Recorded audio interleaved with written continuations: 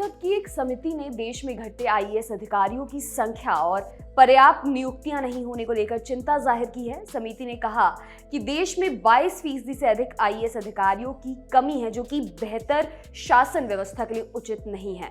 समिति ने केंद्र सरकार को निर्देश दिया है कि इस दिशा में तत्काल कदम उठाए जाएं और भारतीय प्रशासन की जरूरतों को ध्यान में रखते हुए स्वीकृत पदों को जल्द से जल्द भरा जाना चाहिए। कार्मिक लोक शिकायत तथा कानून और न्याय संबंधी संसदीय समिति की 112वीं रिपोर्ट के मुताबिक देश भर में आईएएस अधिकारियों के लिए स्वीकृत पदों की संख्या 6,746 है, जिसमें सीधी नियुक्तियों के लिए 4,682 पद और प्रमोशन के लिए 2,064 पद शामिल हैं।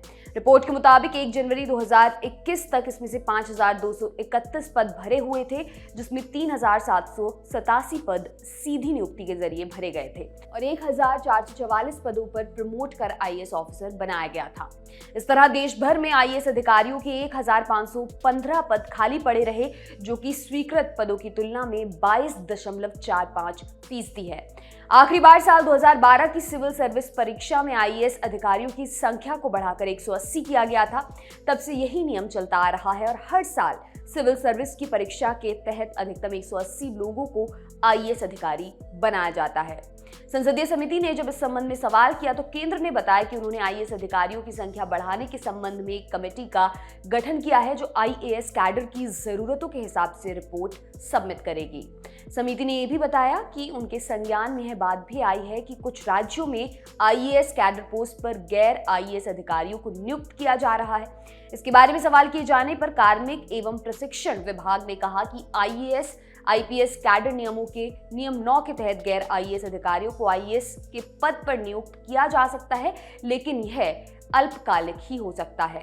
संसदीय समिति ने यह पाया है कि देश भर में 1500 से अधिक आईएएस अधिकारियों की कमी है।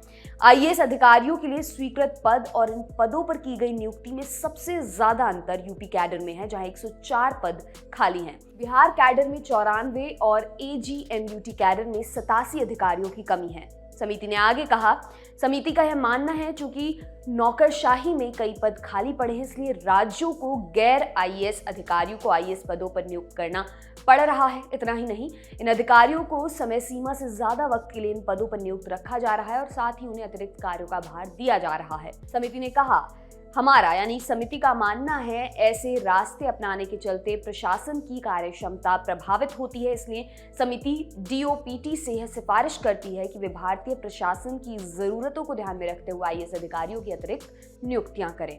इस संसदीय समिति के अध्यक्ष भाजपा के राज्यसभा सांसद सुशील कुमार मोदी हैं। कहां कितने पद खाली हैं भी आपको बताते हैं। कमेटी की रिपोर्ट के मुताबिक अधिकांश राज्यों में पद कुछ इस प्रकार से खाली हैं। आंध्र प्रदेश कैडर में आईएएस अधिकारियों की 45 पद, असम मेघालय कैडर में 76 पद, छत्तीसगढ़ कैडर में 37 पद, गुजरात कैडर में 63 पद, हरियाणा में 34, हिमाचल प्रदेश में 31, जम्मू कश्मीर कैडर में 78 पद, झारखंड में 67, कर्नाटक में 72 पद, केरल में 74, महाराष्ट्र में 77 पद, मध्य प्रदेश कैडर में 69 पद, ओडिशा कैडर में 62 पद, राजस्थान कैडर में 72 पद, तमिलनाडु कैडर में 54, तेलंगाना कैडर में 44 पद, पश्चिम बंगाल कैडर में 80 पद, उत्तराखंड कैडर में 31 पद, त्रिपुरा कैडर में 41 पद, सिक्किम कैडर में 9 पद, नागालैंड कैडर में 35 पद और मणिपुर कैडर में 28 पद। पहले बताया गया कि सरकार का जवाब क्या है। सरकार आईएएस एवं अन्य सेवाओं का कैडर रिव्यू करेगी। इस रिव्यू में कैडर मैनेजमेंट के लिए कई चीजों पर अध्ययन कराया जाता है, जिसमें मैन पावर का आकलन, नियुक्तियां, प्लानिंग, ट्रेनिंग, डेप्यूटेशन इत्यादि शामिल हैं। बदलते समय के अनुरूप जरूरत के हिसाब के कैडर की जरूरतों को पूरा करने का लेखा जोखा पेश करता है। इसमें संस्थागत बदलाव, मेंटेनेंस और अधिकारियों की आवश्यकताओं का अध्ययन कराया जाता है। कैडर रिव्यू कमेटी के अध्यक्ष कैबिनेट सचिव होते हैं। इसके सदस्यों में कैडर का नियंत्रण कर रहे मंत्रालय का सचिव, कार्मिक एवं प्रशिक्षण विभाग के सचिव, वित्त मंत्रालय के सचिव और कैडर के सबसे सीनियर सदस्य शामिल होते हैं। इस कमेटी की सिफारिशों को वित्त मंत्रालय की मंजूरी मिलना अनिवार्य होता है और इस पर अंतिम मंजूरी कैबिनेट देता है। कैडर रिव्यू कमेटी की सिफारिशें बाध्यकारी नहीं होती हैं, हालांकि कैबिनेट की मंजूरी मिलने पर यह बाध्यकारी हो जाता है। गाइडलाइंस के मुताबिक हर 5 साल में एक बार हर कैडर का रिव्यू होना चाहिए। रिपोर्ट के मुताबिक केंद्रीय ग्रुप ए की 38 सेवाओं का रिव्यू अभी लंबित है। संसदीय समिति ने कहा, कमेटी उम्मीद करती है कि 21 सेवाओं का कैडर रिव्यू जल्द से जल्द हो जाएगा। बाकी के 17 सेवाओं के संबंध में समिति ने पाया है कि संबंधित कैडर का नियंत्रण करने वाले अथॉरिटी ने या तो रिव्यू प्रपोजल सबमिट नहीं किया गया या फिर वे खत्म होने की कगार पर है। उन्होंने कहा, समिति डीओपीटी से सिफारिश करती है कि वे इन 17 सेवाओं की कैडर समीक्षा में तेजी लाने के लिए कदम उठाएं और प्रक्रिया को जल्द से जल्द पूरा करें और समिति को इस संबंध में एक स्टेटस नोट प्रस्तुत करें।